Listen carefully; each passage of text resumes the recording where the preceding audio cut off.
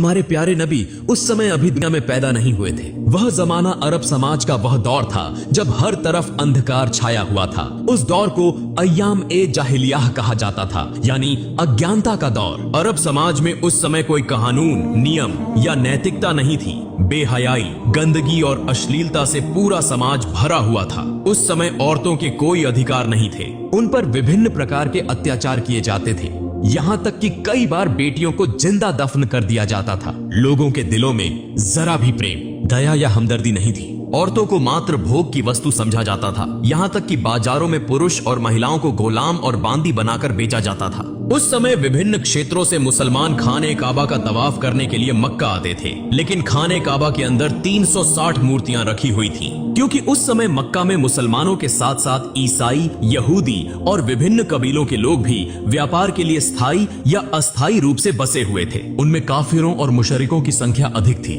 इसी कारण उनका दबदबा सब पर बना हुआ था। फिर 570 ईस्वी का समय आया जब मक्का के प्रधान नबी करीम के दादा और कौरैश कबीले के सरदार अब्दुल मुत्तलिब थे, जो खाने काबा की देखभाल के जिम्मेदार भी थे। उस समय नबी अपनी माता आमिना के गर्भ में थे। इसी दौरान एक दिन अरब में एक बड़ी हाथियों की सेना दिखाई दी, जो धीरे धीरे मक्का की ओर बढ़ रही थी। लोग उनके भय से अपने घर बार छोड़कर भागने लगे थी, क्योंकि वे उनका मुकाबला करने की ताकत नहीं रखते थे। यहाँ तक कि वह सेना कई मक्का वासियों को कैद करके उन पर जुल्म और अत्याचार करने लगी और नबी के दादा अब्दुल मुत्तलिब के 200 ऊंटों सहित मक्का के सभी ऊंट छीन लिए, ताकि कोई उनसे लड़ न सके। उसी समय नबी के चाचा अब्बू तालिब आकर अब्दुल मुत्तलिब को मक्का की स्थिति से अवगत कराते हैं और कहते हैं, अब्बा, हम उस हाथियों की सेना से लड़ नहीं सकते, इसलिए हमें उनके सामने हथियार डाल देने चाहिए। तब अब्दुल मुत्तलिब अपने बेटे अबू तालिब को लेकर हाथियों की सेना के सरदार से मिलने के लिए रवाना होते हैं। इस सेना का सेनापति था मक्का के पड़ोसी क्षेत्र यमन का शासक अब्रहा। वह बहुत शक्तिशाली और प्रभावशाली था। हालांकि अरब समाज उस समय अंधकार में डूबा हुआ था, लेकिन दुनिया के अधिकांश लोग जान चुके थे कि इस्लाम ही सबसे उच्च, सच्चा और शांति का धर्म है। इसी कारण विभिन्न क्षेत्रों के लोग इस्लाम स्वीकार कर रहे थे और समूहों में हज के लिए मक्का आते थे। इस्लाम और खाने काबा की यह लोकप्रियता देखकर अब्रहा ने अपनी शक्ति के बल पर यमन की राजधानी सना में खाने काबा जैसा एक गिरजाघर बनाया, क्योंकि वह चाहता था कि लोग ईसाई धर्म स्वीकार करें और उसके बनाए हुए गिरजे में अधिक से अधिक आएं। लेकिन जब अब्रहा ने देखा कि उसकी इच्छा पूरी नहीं हो रही थी, तो वह अत्यंत क्रोधित हो गया और उसने निर्णय कर लिया कि वह खाने काबा को ढा देगा। फिर अब्रहा 60,000 सैनिकों और 13 हाथियों के साथ मक्का की ओर रवाना होता है। उसी समय अब्दुल मुत्तलिब उसके पास पहुंचकर उससे कहते हैं, मैं तुम्हें चेतावनी देता हूं, जिस घर को तुम गिराना चाहते हो वह अल्लाह का घर है, इसलिए इस खतरनाक काम से बाज आ जाओ। लेकिन अब्रहा ने उनकी बात सुनने से इनकार कर दिया। तब अब्दुल मुत्तलिब ने उससे कहा, तुम मेरे ऊंट वापस कर दो। यह सुनकर अब्रहा हैरान हो गया और बोला, मैं तुम्हारे पवित्र उपासना स्थल को गिराने आया हूँ, जहाँ तुम्हारे पूर्वज पूजा करते रहे हैं। इससे तुम्हारी इज्जत और पहचान मिट्टी में मिल जाएगी। मगर तुम्हें इसकी कोई चिंता नहीं, तुम सिर्फ अपने ऊंट वापस लेने आए हो। तब अब्दुल मुत्तलिब ने उत्तर दिया, मैं अपने ऊंटों का मालिक हूँ, इसलिए मैं उन्हें लेने आया हूँ, लेकिन इस मक्का और खाने काबा का असली मालिक अल्लाह है। निश्चित रूप से मुझे विश्वास है कि अल्लाह स्वयं ही इस काबा की रक्षा करेगा। अब्रहा ने उत्तर दिया, आज मैं यह भी देखना चाहता हूँ कि तुम्हारा अल्लाह किस तरह मेरे हाथों से खाने काबा को बचाता है। फिर अब्रहा ने अब्दुल मुत्तलिब को उनके ऊंट वापस कर दिए और अब्दुल मुत्तलिब अपने घर लौट आए। अगले दिन सुबह अब्रहा अपनी हाथियों की सेना के साथ मक्का में प्रवेश करने के लिए बढ़ रहा था, लेकिन जैसे ही हाथी खाने काबा की सीमा में पहुंचे, वे आगे बढ़ने के लिए तैयार नहीं थे। ऐसा लगा जैसे उनके पैर पत्थर के हो गए हों और किसी चीज में जकड़े हुए हों। अब्रहा और उसके सैनिक चालाकी से जबरदस्ती हाथियों का रुख मोड़ देते हैं और उन्हें अच्छा अच्छा खाना खिलाते हैं। वे खाने की ये सभी चीजें खाने काबा के सामने फैला देते हैं, ताकि हाथी लालच में आकर दोबारा खाने काबा की ओर बढ़े। इधर अब्दुल मुत्तलिब बहुत अधिक चिंतित थे। दुखी मन से वे खाने काबा के पास आते हैं। खाने काबा के दरवाजे पर एक जंजीर थी। अब्दुल मुत्तलिब ने उस जंजीर को मजबूती से पकड़ लिया और अपना सिर दरवाजे पर रख दिया। फिर अल्लाह ताला से दुआ करने लगे, हे अल्लाह, यह घर तेरा है और इसकी रक्षा की जिम्मेदारी भी तेरी है। हम तो सिर्फ तेरे बंदे हैं, हमारे बस में कुछ भी नहीं। अब तू ही अपने घर की रक्षा कर। यह दुआ करते हुए उनकी आंखों से आंसू बहने लगे। तभी अचानक अब्दुल मुत्तलिब ने आकाश से एक आवाज सुनी। वे धीरे धीरे आगे बढ़े और जैसे ही उन्होंने नजर उठाई, उन्होंने देखा कि आकाश से सैकड़ों अबाबील पक्षी मक्का की ओर आ रहे हैं। अब्दुल मुत्तलिब आश्चर्य से पक्षियों को देख रहे थे और मन में सोच रहे थे, शायद यह अल्लाह की ओर से भेजी गई वह रहमत है जो आज खाने काबा को बचाने के लिए आई है, वरना इतने अधिक अबाबिल पक्षी यहाँ क्यों आए हैं। हर अबाबिल के पास 3-3 कंकड़ियां थीं। एक कंकड़ी उनकी चोंच में थी और 2 कंकड़ियां उनके पंजों में थीं। अब्दुल मुत्तलिब ने देखा कि सभी अबाबिल पक्षियों ने खाने काबा के चारों ओर घेरा बना लिया है, यहाँ तक कि वे तवाफ कर रहे हैं। तब वे समझ गए कि आज दुनिया की कोई ताकत खाने काबा को नष्ट नहीं कर सकती। फिर सभी अबाबिल पक्षी तेजी से अब्रहा की हाथियों की सेना और उसके सैनिकों पर टूट पड़े। अब्रहा के सैनिक पक्षियों को देखकर बेहद डर गए और वहां से भागने लगे, लेकिन तब तक सभी अबाबिल पक्षी अपनी चोंच और पंजों में मौजूद कंकड़ियां अब्रहा की सेना और हाथियों पर बरसाने लगे, जैसे आकाश से पत्थरों की बारिश हो रही हो। यह देखने में आया कि हर कंकड़ी सैनिकों के शरीर को चीरकर आर पार हो रही थी और पलों में पूरा लश्कर नष्ट हो गया। यहाँ तक कि अब्रहा भी वहीं मारा गया और अल्लाह ताला ने उन काफिरों को तबाह कर दिया। यह अल्लाह रब्बुल आलमीन की कुदरत थी कि उन्हीं छोटे छोटे पत्थरों के जरिए 60,000 सैनिक और 13 हाथी नष्ट हो गए। यह घटना कुरान पाक की सूरह अल फील में बयान की गई है, जहां अल्लाह ताला फरमाते हैं, क्या तुमने नहीं देखा कि तुम्हारे रब ने हाथी वालों के साथ क्या सलूक किया? क्या उसने उनकी चालाकी को नाकाम नहीं कर दिया? अल्लाह ताला ने उनके खिलाफ झुंड के झुंड अबाबिल पक्षी भेजे, जिन्होंने हाथियों की सेना पर छोटे छोटे कंकरीले पत्थर बरसाए, जिसके परिणाम स्वरूप वह सेना कुचले हुए तिनके की तरह हो गई। इसी तरह उस दिन अल्लाह ताला ने खाने काबा की रक्षा की। इस घटना के लगभग 2 महीने बाद एक रात एक अद्भुत घटना घटी। मक्का के लोग अपनी अपनी व्यस्तताओं में लगे हुए थे। उसी रात नबी करीम के दादा अब्दुल मुत्तलिब खाने काबा की छत पर खड़े थे। अचानक उन्होंने आकाश पर एक चमकदार रोशनी देखी जो पूरे अरब, पूर्वी क्षेत्रों और पूरी दुनिया में फैल रही थी। यह दृश्य देखकर अब्दुल मुत्तलिब हैरान रह गए और तेजी से नीचे उतरे। जब वे खाने काबा के अंदर पहुंचे तो उन्होंने देखा कि वहां मौजूद 360 मूर्तियां जो विभिन्न मूर्ति पूजकों ने रखी थी, स्वतः गिरकर टूट रही थीं। वे खाने काबा से बाहर निकले तो उन्होंने यह दृश्य भी देखा कि कूफा और शाम के बीच पानी का प्रवाह शुरू हो चुका है, जबकि कई वर्षों से वहां पानी का नामो निशान तक नहीं था। उसी समय उनकी नजर अपने घर की ओर पड़ी। वे देखते हैं कि उनके घर से एक अजीब रोशनी निकल रही है, ऐसी रोशनी जो उन्होंने पहले कभी नहीं देखी थी। अब्दुल मुत्तलिब धीरे धीरे अपने घर की ओर बढ़ने लगे और जैसे ही वे दरवाजे के करीब पहुंचे, उन्होंने देखा कि अन्य बीबी आमिना की गोद में एक नूरानी बच्चा मौजूद है, जिसके शरीर से असाधारण रोशनी निकल रही है। यह दृश्य देखकर अब्दुल मुत्तलिब की आंखों से आंसू बहने लगे, क्योंकि इस अंधकारमय अरब समाज में चिराग बनकर आने वाले प्यारे नबी हजरत मोहम्मद दुनिया में तशरीफ ला चुके थे। अगले दिन अब्दुल मुत्तलिब ने अपने प्यारे नवासे की अकीकी की, ऊंट जबह किया और गरीबों व जरूरतमंदों को खाना खिलाया। इस मौके पर उनके बेटे अबू तालिब भी उनकी मदद कर रहे थे। इसी दौरान नबी के चाचा अबू लहब वहां पहुंचे, मगर जब उन्हें पता चला कि उन्हें गरीबों के साथ बैठकर खाना पड़ेगा तो वे दरवाजे से ही वापस लौट गए, क्योंकि अबू लहब बहुत घमंडी इंसान था। इधर हजरत आमिना के सीने में दूध नहीं था, इसलिए नबी करीम को दूध पिलाने के लिए एक आदाई को बुलाया गया। वह दाई दरअसल अबू लहब की पत्नी की बांदी थी। जब अबू लहब घर वापस आया तो उसकी पत्नी ने उससे गुस्से में झगड़ा किया कि तुमने मेरी बांदी को यह काम करने क्यों दिया, क्योंकि असल में भी अबू लहब की पत्नी भी बहुत घमंडी औरत थी। दूसरी ओर यहूदी विद्वान एक स्थान पर बैठकर आपस में चर्चा कर रहे थे। वे यह समझ चुके थे कि जरूर कोई खास बच्चा पैदा हुआ है, क्योंकि वो उनकी धार्मिक किताबों में इसका उल्लेख था। जिस रात प्यारे नबी का जन्म हुआ, उस रात आकाश पर जो प्रकाश प्रकट हुआ, उसे देखकर यहूदी और ईसाई विद्वान समझ गए थे कि वह बच्चा दुनिया में आ चुका है। मगर वे यहूदी सबसे अधिक चिंतित थे, क्योंकि उनमें से किसी भी यहूदी के घर ऐसा बच्चा पैदा नहीं हुआ था। तो फिर वह बच्चा कौन हो सकता है? इसीलिए यहूदी सरदारों ने कई बच्चों को खरीदने की कोशिश की ताकि उस बच्चे को अपनी जाति में शामिल कर सकें। बल्कि उन्होंने कई धोखेबाज औरतों को पैसे देकर वो आदेश दिया कि वे किसी खास निशानी के माध्यम से उस नबी को खोजें। कुछ दिनों बाद बच्चों के नाम रखने का एक समारोह हो रहा था। वहां कई बच्चों के नामों की घोषणा की जा रही थी और सभी लोग खुशियां मना रहे थे। इसी सभा में अब्दुल मुत्तलिब भी आए, अपने प्यारे नवासे को गोद में लिया और उसका नाम रखने के लिए आगे बढ़े। अब्दुल मुत्तलिब पहले उस काले पत्थर पर हाथ रखते हैं, तभी खाने काबा के दरवाजे का कुंडा दरवाजे पर खुद ब खुद टकराने लगता है और नन्हे नबी के शरीर से नूर की किरणें निकलने लगती हैं। अब्दुल मुत्तलिब सबके सामने खड़े होकर बच्चे का नाम मोहम्मद रखने की घोषणा करते हैं। यह सुनकर वहां मौजूद विभिन्न कबीलों के लोग हैरान रह जाते हैं और कहने लगते हैं, यह कैसा नाम है? यह तो हमारे किसी देवी या देवता के नाम से नहीं मिलता। वास्तव में उन्होंने इससे पहले मोहम्मद नाम कभी नहीं सुना था, इसीलिए लोग आपस में इस नाम पर बहस करने लगे। तभी नबी के चाचा अबू तालिबा आगे आते हैं और कहते हैं, ए लोगो, चुप हो जाओ, यह बच्चा मोहम्मद के नाम से जाना जाएगा और तुम लोग इस नाम को कभी भी बदल नहीं सकते।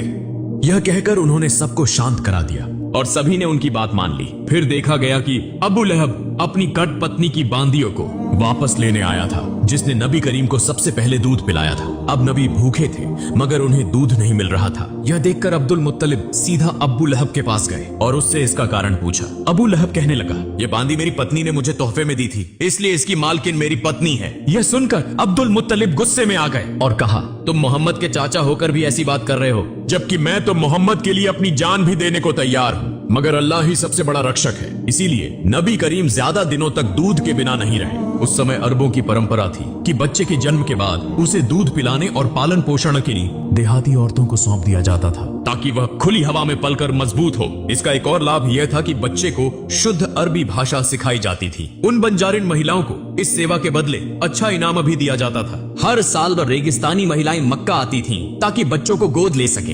इस साल भी कई महिलाएं अपने पतियों के साथ मक्का पहुंची थीं। उनमें एक जोड़ा ऐसा भी था जो रास्ते की भीषण गर्मी के कारण थक चुका था और उनका ऊंट भी कमजोर हो चुका था। मजबूरी में उन्होंने सबसे पहले अपना ऊंट सस्ते दामों में बेच दिया और फिर बच्चे की तलाश में निकल पड़े, क्योंकि वे देर से पहुंचे थे। इसलिए दूसरी महिलाएं पहले ही सभी बच्चों को ले चुकी थीं। यह देखकर उनका दिल उदास हो गया। इसी दौरान जब कसाई उनके बेचे हुए ऊंट को ज़िबह करने लगा तो अचानक ऊंट खड़ा हो गया, भागने लगा और सीधा नबी करीम के घर में प्रवेश कर गया। यह देखकर वह महिला भी ऊंट के पीछे पीछे दौड़ती हुई नबी के घर पहुंच गई। नबी करीम की माता हजरत आमिना उस महिला को थका हुआ और भूखा देखकर उसे अपने घर में भोजन के लिए ले जाती है और अपने बच्चे को पालने में लिटा देने के लिए कहती है। जब वह महिला अपने बच्चे को पालने में रखने लगती है तो अचानक वह नन्हे मोहम्मद को देखती है, जिनके शरीर से नूर की किरणें चमक रही थीं। यह देखकर वह महिला आश्चर्यचकित रह जाती है। फिर उन्होंने नन्हे मोहम्मद को अपनी गोद में उठा लिया और उन्हें भूखा देखकर दूध पिलाया। यही महिला नबी की दूध माँ हजरत हलीमा सादिया थी। चूंकि नबी करीम की परवरिश के लिए ज्यादा इनाम देने वाला कोई नहीं था, इसलिए अब तक किसी ने नबी को गोद नहीं लिया था। इस मामले में हजरत अब्दुल मुत्तलिब और हजरत आमिना हजरत हलीमा और उनके पति से पान की बातचीत करते हैं। हजरत हलीमा और उनके पति यह जानते हुए भी कि उन्हें ज्यादा इनाम नहीं मिलेगा, इस बात पर राजी हो जाते हैं। फिर हजरत आमिना अपनी सारी तकलीफों के बावजूद अपने लखते जिगर को हजरत हलीमा के सुपुर्द कर देती हैं। अब बदले में उन्हें 2 ऊंट और एक गधा दिया जाता है। जब हजरत हलीमा नबी को लेकर अपने इलाके में पहुंचती हैं, तो वहां को बारिश होने लगती है। हालांकि इससे पहले कई सालों से वहां बारिश नहीं हुई थी। साथ ही जब से नबी करीम हजरत हलीमा के घर आए, तब से उनके घर में अल्लाह की रहमतों की बारिश होने लगी। यूं 2 साल का अरसा गुजर गया। जब मुआहिदे की मुद्दत पूरी हो गई तो हजरत हलीमा और उनके पति नबी करीम को वापस उनकी मां हजरत आमिना के पास ले आते हैं। जैसे ही नबी आते हैं तो खाना काबा नूर से जगमगा उठता है। दूसरी तरफ हजरत आमिना अपने बेटे को देखकर खुशी से रो पड़ती हैं। लेकिन इसी वक्त काबा के आसपास एक महामारी फैल चुकी थी। साथ ही हजरत अब्दुल मुत्तलिब को खबर मिलती है कि बन यहूदी अब भी नबी को तलाश करने की कोशिश कर रहे हैं। किसी भी खतरे से बचाने के लिए हजरत अब्दुल मुत्तलिब दोबारा नबी को हजरत हलीमा के पास भेज देते हैं। फिर और 2 साल गुजर जाते हैं। अचानक एक दिन हजरत हलीमा सख्त बीमार हो जाती हैं। वहां के हकीम और जादूगर उन्हें ठीक करने की कोशिश करते हैं, लेकिन कोई फायदा नहीं होता। यह देखकर नबी जादूगरों को वहां से हटा देते हैं। जैसे ही नबी हजरत हलीमा का हाथ पकड़ते हैं, वह अचानक पूरी तरह से सेहतमंद हो जाती है। यह देखकर जादूगर हैरान हो जाते हैं और तुरंत वहां से चले जाते हैं। लेकिन वे समझ चुके थे कि यही वह खास बच्चा है, इसीलिए उन्होंने यह खबर यहूदियों को दे दी। यह सुनकर नबी को पकड़ने के लिए दुश्मनों ने हजरत हलीमा के घर पर हमले शुरू कर दिए। हजरत हलीमा और उनके पति ने नबी को बचा लिया, मगर वे आने वाले खतरों को भांप चुके थे। इसीलिए हजरत हलीमा के पति नबी को लेकर मक्का के एक पहाड़ की तरफ रवाना हो गए। मगर इस बार जब नबी को ले जाया जाने लगा तो हजरत हलीमा रो पड़ी। जब हजरत अब्दुल मुत्तलिब को यह खबर मिली तो वे नबी के पास पहुंचे और फिर नबी के साथ एक गुफा में तकरीबन 1 साल गुजार दिया। जब नबी वहां मौजूद थे तो भी से पूरा रेगिस्तान जिंदगी से भरपूर हो गया था। फिर एक दिन हजरत आमिना इस गुफा से नबी को लेकर मदीना आती हैं ताकि अपने रिश्तेदारों से मुलाकात करें और नबी के बीवी वालिद हजरत अब्दुल्लाह की कब्र की जियारत करें। दरअसल नबी करीम की पैदाइश से 2 महीने पहले हजरत अब्दुल्लाह तिजारत के सिलसिले में मदीना आए थे, जहां वह बीमार हो गए और इंतकाल कर गए। इसीलिए मदीना में ही उन्हें दफन किया गया था। हजरत आमिना यहीं बैठकर नबी को उनके वालिद के बारे में बताती हैं और कुछ वक्त नबी के साथ गुजारती हैं। लेकिन सिर्फ 2 महीने बाद हजरत आमिना अचानक बीमार हो जाती हैं और इसी बीमारी की हालत में मदीना से वापसी के दौरान रास्ते में ही हजरत आमिना का भी इंतकाल हो जाता है। चूंकि केवल 6 साल की उम्र में ही पैगंबर मोहम्मद अनाथ हो गए। लेकिन इसी दौरान जब यहूदियों ने पैगंबर पर हमला करने की कोशिश की तो पैगंबर मोहम्मद के चाचा हजरत अबू तालिब ने उन्हें रोक दिया। इसके बाद हजरत अबू तालिब पैगंबर को लेकर मक्का वापस आए और उन्हें उनके दादा हजरत अब्दुल मुत्तलिब के सुपुर्द कर दिया। पैगंबर मोहम्मद और हजरत अब्दुल मुत्तलिब हमेशा साथ रहते थे, यहाँ तक कि काबा की देखभाल, हज के लिए आने वाले जायरीनों की सेवा में पैगंबर अपने दादा की मदद किया करते थे। लेकिन एक दिन जब हजरत अब्दुल मुत्तलिब तवाफ़े काबा कर रहे थे तो वह अचानक बीमार हो गए। इसी मौके का फायदा उठाते हुए पैगंबर के अहंकारी चाचा अब्बू लहब कुरैश का सरदार बनना चाहते थे। लेकिन जल्द ही हजरत अब्दुल मुत्तलिब पैगंबर को हजरत अब्बू तालिब के हवाले कर देते हैं। कुछ दिनों बाद हजरत अब्दुल मुत्तलिब का इंतकाल हो जाता है। चूंकि केवल 8 साल की उम्र में पैगंबर मोहम्मद बिल्कुल अकेले हो जाते हैं। इसके बाद पैगंबर अपने चाचा हजरत अबू तालिब के साथ मक्का में रहने लगते हैं। वहां पैगंबर का बकरियां चराने सहित विभिन्न काम करते थे। लेकिन एक दिन पैगंबर देखते हैं कि उनके अहंकारी चाचा अबू लहब सुवैबा नाम की एक बांदी को किसी दूसरे के हाथों बेच रहे हैं। सुवैबा का पति अबू लहब से बार बार विनती करता है कि वह उसे न बेचे क्योंकि वह बीमार थी। अबू लहब जवाब में कहते हैं, अगर तुम मेरे पैसे वापस कर दो तो मैं उसे नहीं बेचूंगा। तभी पास खड़े पैगंबर कहते हैं, चाचा आप उस सुवैबा को आजाद कर दें, मैं खुद आपकी रकम वापस कर दूंगा। पैगंबर मोहम्मद की इस महान दरियादिली की वजह से सुवैबा को आजाद कर दिया जाता है। दरअसल सुवैबा वही महिला थी जिन्होंने सबसे पहले पैगंबर मोहम्मद को दूध पिलाया था। फिर एक और दिन पैगंबर मोहम्मद देखते हैं कि एक व्यक्ति अपनी बेटी को जिंदा दफनाने के लिए ले जा रहा है। इस दौरान उसकी पत्नी अपने पति के पैरों को पकड़कर रो रही थी और उससे विनती कर रही थी कि वह ऐसा न करे। पैगंबर मोहम्मद उस नन्ही बच्ची को गोद में लेकर उस व्यक्ति के पास आते हैं और उसे समझाते हैं कि बेटी माता पिता के लिए रहमत होती है। पैगंबर की बातें सुनकर उस व्यक्ति का दिल मोहब्बत और रहमत से भर जाता है और वह अपनी बेटी को खुद अपनी गोद में उठा लेता है। इस तरह समय बीतता गया और पैगंबर की उम्र 12 साल हो गई। इधर उनके चाचा अब्बू तालिब चूंकि एक व्यापारी थे तो अरब की परंपरा के अनुसार वह हर साल शाम सीरिया की यात्रा किया करते थे। इस बार पैगंबर ने जिद की कि वह भी सादी अपने चाचा के साथ शाम जाना चाहते हैं। चूंकि यात्रा की शुरुआत हुई, रास्ते में वे बुसरा नामक एक जगह पर रुके जहां एक चर्च में एक यहूदी धर्मगुरु रहता था। उसने पैगंबर और उनके चाचा अब्बू तालिब सहित पूरे काफिले को खाने की दावत दी। जब उसने नन्हे मोहम्मद को देखा तो वह तुरंत समझ गया कि यही आखिरी और सबसे महान पैगंबर हैं। यह वही बात थी जो उनकी धार्मिक किताबों में लिखी थी, जो उन्होंने अपनी आध्यात्मिक दृष्टि से महसूस की थी। फिर उसने हजरत अबू तालिब से कहा, मोहम्मद तुम्हारी पनाह में है, इसलिए तुम्हें और ज्यादा सतर्क रहने की जरूरत है। और यह भी कहा कि तुम्हें मोहम्मद को लेकर शाम नहीं जाना चाहिए क्योंकि वहां के यहूदी उन्हें नुकसान पहुंचा सकते हैं। यह सुनकर हजरत अबू तालिब ने अपना इरादा बदल दिया और वे वापस मक्का लौटने लगे। लेकिन रास्ते में वे उस यहूदी धर्मगुरु को घायल अवस्था में देखते हैं जिसने बार बार पैगंबर मोहम्मद को नुकसान पहुंचाने की कोशिश की थी। यह देखकर पैगंबर अपनी सवारी से उतरते हैं और उस यहूदी के मुंह में पानी डालते हैं। फिर उसे समुद्र के करीब ले आते हैं। वहां पैगंबर देखते हैं कि एक महिला और उसके 2 बच्चों को जंजीरों से बांधकर एक मूर्ति के सामने रखा गया था ओबली के लिए। दूसरी तरफ वहां के मछुआरों का कबीला पूजा कर रहा था ताकि उनका देवता यह बलि स्वीकार करे और उन्हें अपार धन प्रदान करे। लेकिन जब प्यारे पैगंबर हजरत मोहम्मद ने यह दृश्य देखा, यह देखकर वहां के मछुआरों ने पैगंबर को रोकने की कोशिश की, मगर तभी समुद्र की एक जबरदस्त लहर उठी जिसकी तीव्रता से वह मूर्ति जमीन पर गिरकर टुकड़े टुकड़े हो गई। यह दृश्य देखकर वहां के पुजारी डरकर अपने घरों में छुप गए। कुछ देर बाद जब वह समुद्री तूफान थमा तो लोगों ने देखा कि असंख्य मछलियां तट पर इकट्ठा हो गई हैं। यह देखकर मछुआरे हैरान रह गए और जल्दी से वे मछलियां पकड़ने में व्यस्त हो गए। दूर खड़ा वह यहूदी धर्मगुरु भी यह सब देखकर दंग रह गया। वास्तव में यह सब पैगंबर की दुआ की बरकत से हुआ था और यह अल्लाह ताला की कुदरत की एक निशानी थी। अंतिम दृश्य में दिखाया जाता है कि हजरत अबू तालिब बूढ़े हो चुके हैं और वे काबा के सामने खड़े होकर मक्का के सभी लोगों को बुला रहे हैं कि अब बिना किसी झगड़े के इस्लाम के रास्ते पर लौट आएं।